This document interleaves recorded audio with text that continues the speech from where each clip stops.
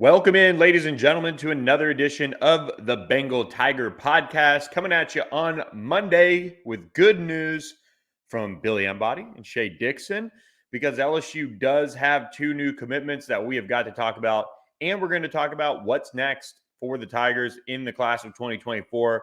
But let's lead off with the first commitment of the weekend, Shea, and that is Destrehan linebacker, kind of edge rusher, Kolaj Cobbins. Tut did make the call to commit to LSU Friday night before coming over for an unofficial visit on Saturday.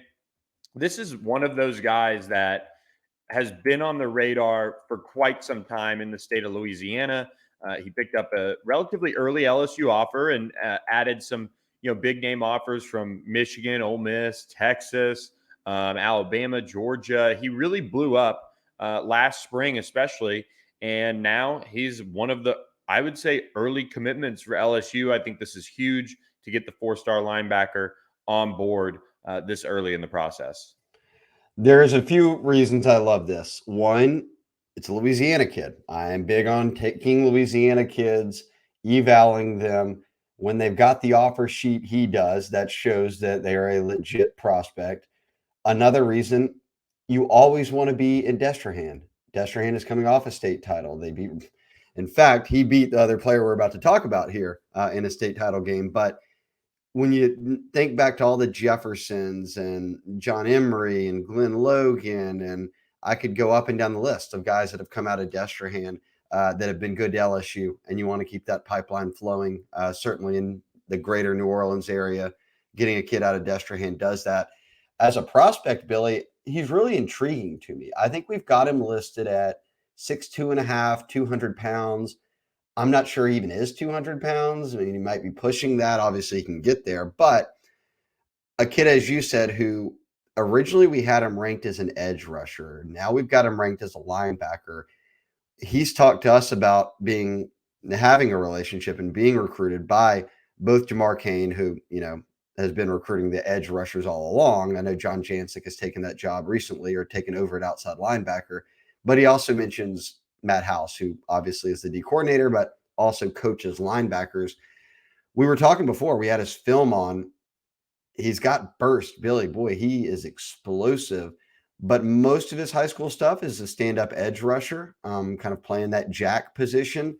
You mentioned, hey, this could be a Harold Perkins situation where he's a linebacker, but you're moving him around in different spots. It'll be interesting to see, maybe more so than anyone they've had committed yet, what he looks like as a senior, just because I feel like he can still go a few different ways with kind of how he contributes or at what position he contributes when he gets to college. But hey, no doubt you'll take the commitment. Explosive player, 4-star, as you mentioned.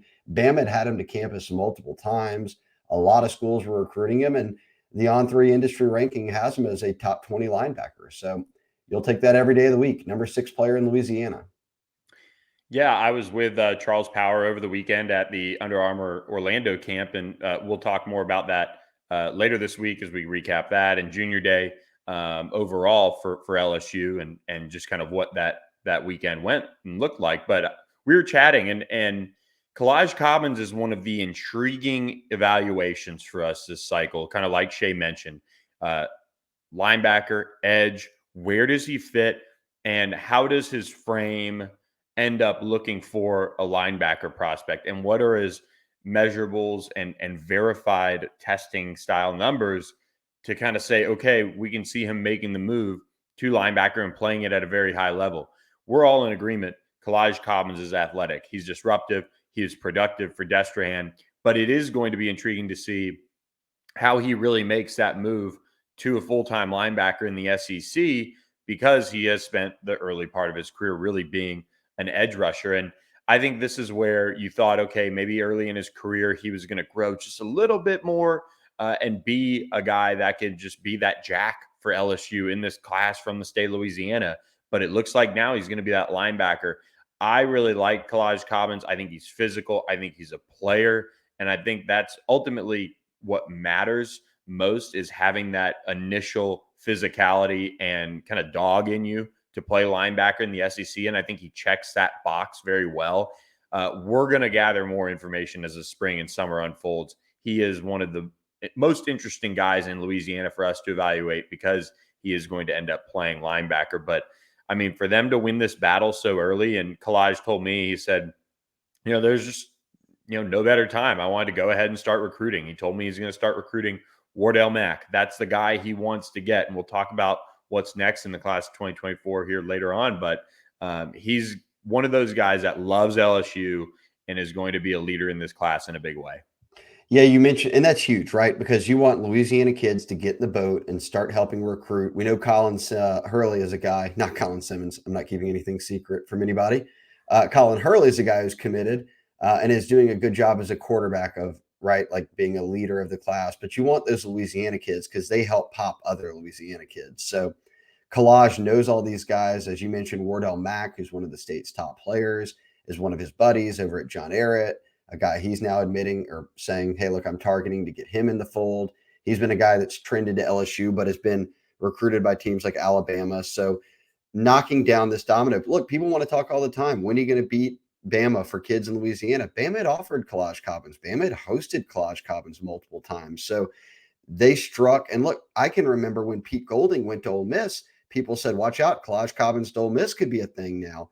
LSU buckles in, whether it's Frank Wilson in New Orleans, whether it's Kane just doing his due diligence here, kind of a whole staff effort, probably including the personnel department.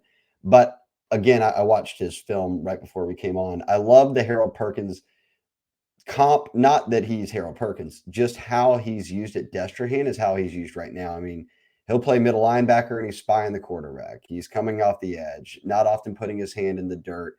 Not going into coverage a ton because what he does best is just be physical and get into the backfield. So imagine that type of style of how Matt House used Harold Perkins is how you could use a guy like Kolaj Cobbins. Yeah, when Charles and I were talking about Kolaj, he said the exact same thing. How they use him could very well be like how they use Harold Perkins. He said he doesn't compare anybody anymore athletically to Harold Perkins, really, because of what he was able to do, obviously, in year one. But that style of player, and we talked about it, I think, last week or maybe 2 weeks ago, but guys that are versatile for Matt House is something he loves. He loves to mix up looks. He kind of likes to tinker and have guys that can move around and maybe not come off the field. Kolaj Cobbins is one of those guys, and I think it's a really, really big pickup for LSU. I mean, he came on campus pretty quickly. In January, he was there, I'm pretty sure. He stopped by. I mean, I think, Frank Wilson, Jabbar Kane, Matt House, Brian Kelly, Sherman Wilson, Carter Sheridan. I mean, it just seems like everybody was involved, and many others here with getting Kolaj Cobbins on board. So, I mean, big kudos to the staff because he's somebody that could have taken it through the summer, taken visits, and done the whole song and dance. But, look, what we thought kind of all along, Kolaj Cobbins jumps on board with the Tigers, the first pickup of the weekend. Then they got Ahmad Breaux from Ruston on campus on Saturday for Junior Day. He had been committed to Duke for a little over a month. Really intriguing defensive end. Could maybe grow into a little bit of a defensive tackle kind of tweener. They go ahead and extend the offer to him.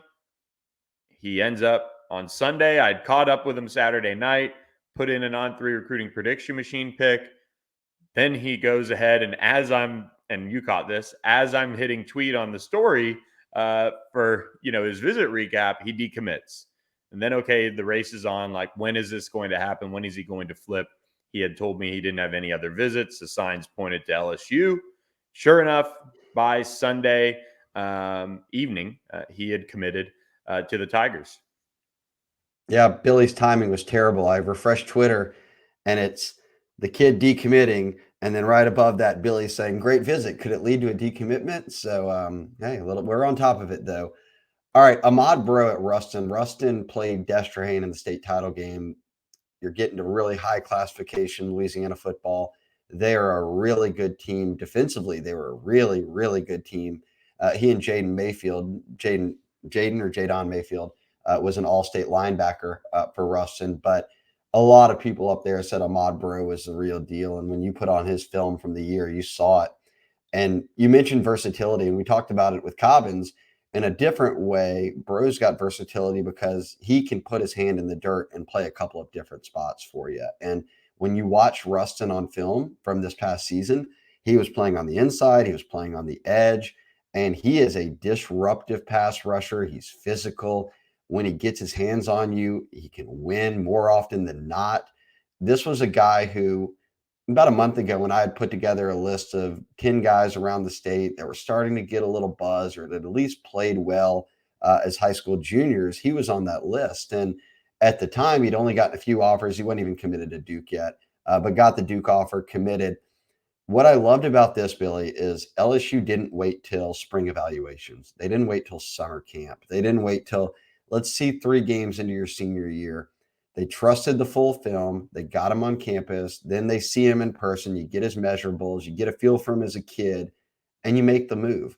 Don't, if you feel good about it, don't drag it out into different evaluation periods, which I know are very important to evaluating a prospect and then deciding if they can really help you. But they had seen enough from Ahmad Breaux on film, talking to the coaches at Ruston, meeting him in person to know this is a kid who can play here. And it falls right in line with Cobbins for me. Go after Louisiana kids, evaluate this state because per capita, Billy, when we're talking elite college or NFL players or NFL draft picks, however you want to slice it, it is always about the same. It goes California, Florida, Texas, Georgia, then Louisiana. And Louisiana being in that top 5 without Florida, all those states that I just named get recruited by everybody. And they all have multiple Power 5 schools in their conference or multiple high level Power 5 schools in the state, I should say.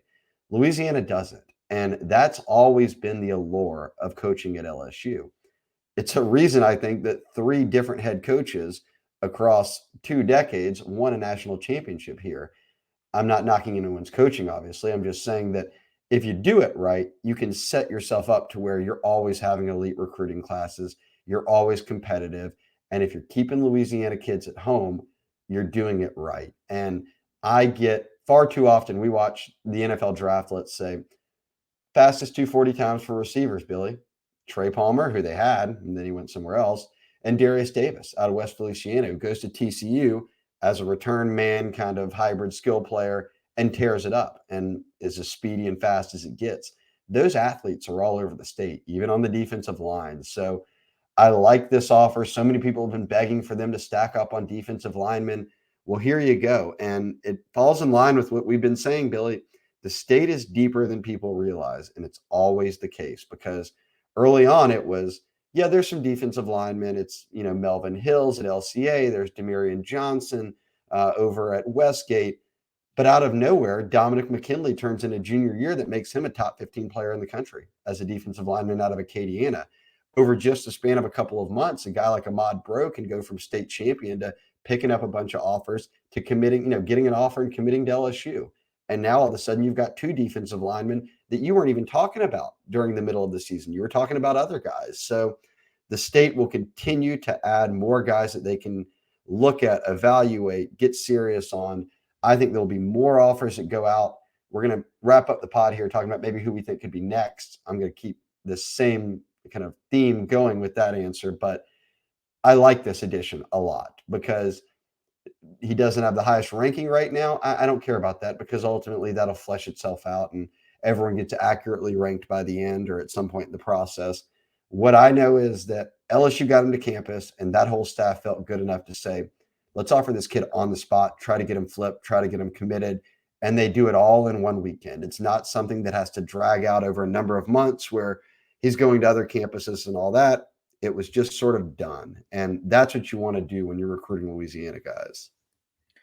Yeah, and I think versatility. He can pack on some weight and potentially move inside a little bit. I talked with Charles about him as well. We'll have those full breakdowns from Charles on both guys on the site probably Tuesday morning, so check those out. But Ahmad Breaux has already taken a role as a leader in the class. We put guys on alerts when we think they might pop and commit, and he has been tweeting at guys left and right who were on campus with him this weekend, saying, you know what to do, what the move is, and things like that. So he has just jumped in, head first into recruiting for the Tigers. And again, a great kid, great story for him to get this offer. And I think he's somebody that is going to be a nice surprise for LSU fans. I think he'll move up in the rankings. We'll get more on him as kind of the process unfolds as far as verified measurements and things like that. But a very, very, I think, exciting prospect in the sense that you turn on his tape and he plays so hard wherever he's lined up on the defensive line. And that's a big key with those guys. I mean, not taking plays off, continuing to just play really, really hard and be, so disruptive and just a nightmare to kind of play against in that sense is what sticks out to me when I watch the tape, as well as his productivity for Ruston as well. So really nice pickup, like the addition. LSU now getting a key piece to the defensive line to kick things off there. We'll see. They had a lot of talent on campus this weekend for Junior Day. We're going to talk about that on the Tuesday edition of the recruiting podcast. But Shea, LSU now sits 11th in the country. They have 10 commitments. They've hit the double-digit mark. They're ahead of schedule as far as where they were last year with the number of commitments, I believe, entering March pretty much. This is now a chance for LSU to make a run. I pose the question to you, who's next?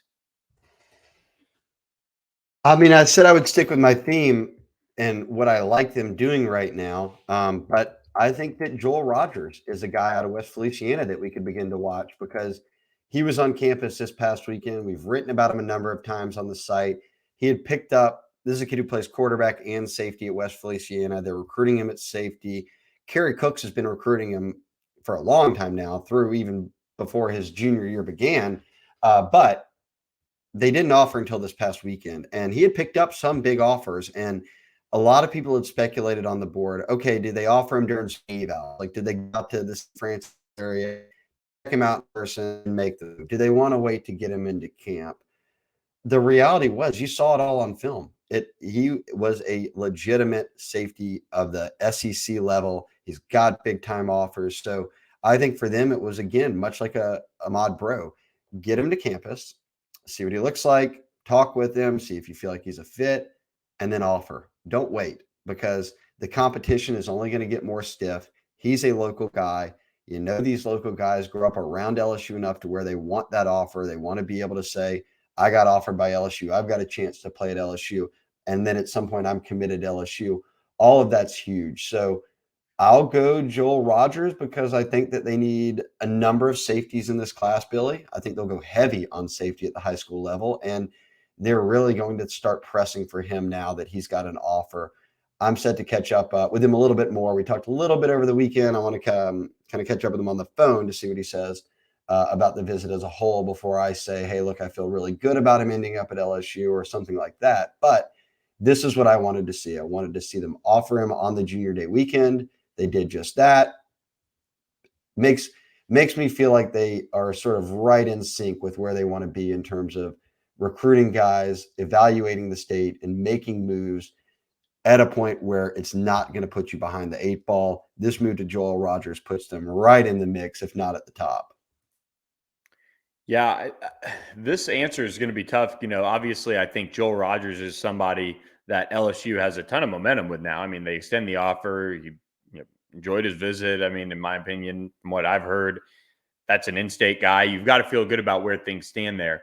I will say one guy that I've heard some really nice positive buzz around is Jelani Watkins, the 4-star speedy slot wide receiver from Texas, from the Houston area, who's originally from New Orleans, has a lot of family. He was back on campus this weekend and picked up a track offer as well. He's one of the fastest guys in the country. He is dynamic in every sense of the word. It wouldn't shock me if somebody as quiet as him just kind of committed and decided to go ahead and jump on board. So I would kind of lean towards a guy like that. But if it's not going to be a Joel Rogers or even a Trades Green for that matter, but I feel like LSU's sitting pretty well with a lot of their top in-state targets. It's just a matter of when do those guys start making the call and deciding to jump on board and take their spot. Yeah, Jelani Watkins, you mentioned him coming out of Texas. He is a, let's see, top 200 prospect on the On3 industry rankings. Makes him, one of the top 40 receivers in the country. They've got a lot of receivers in there at this point. That'll flesh itself out, but not many have the speed he does. And he's just getting going with his 2023 track season. And mind you, this is his junior year of track. He'll be a senior next year on the football field. But last year, as a sophomore, Billy, in Texas, he was putting up a 10:21 in the 100, which is absolutely ridiculous. I mean, that is flying. And then a 200 meter of under 21 seconds, which is also absolutely ridiculous.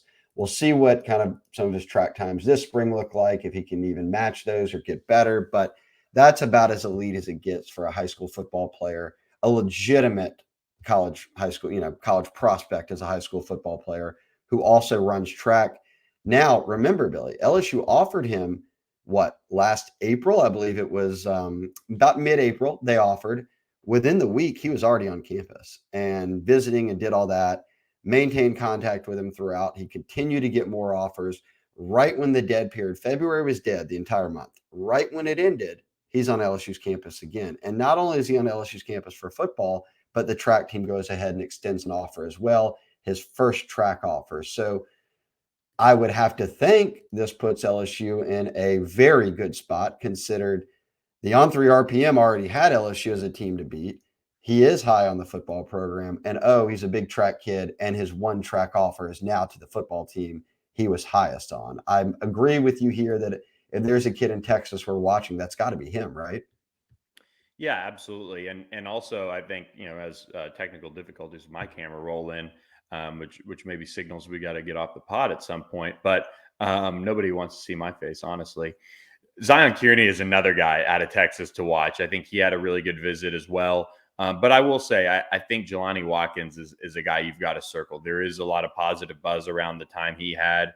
They had a good amount of, Texas flavor on campus, so to speak, when it came to the junior day weekend. But we'll talk much more about that on the recruiting podcast. Tons to get to on that front with the junior day recap and all of the things, because there were so many storylines we really wanted to do just one podcast for that, and then also kind of look ahead to next week's junior day, which is trending to be a really good one as well. So Shea, I think LSU's starting to kind of hit its stride momentum wise on the recruiting trail. I think there are some guys that things are looking pretty strong for on the board for Brian Kelly and his staff. There are also some guys that are taking visits, going through their process, going to be battles, and we're going to be here to track it all. That's why you got to subscribe to the Bengal Tiger. $30 until September. It also gets you a Founders Club hat. We still got those.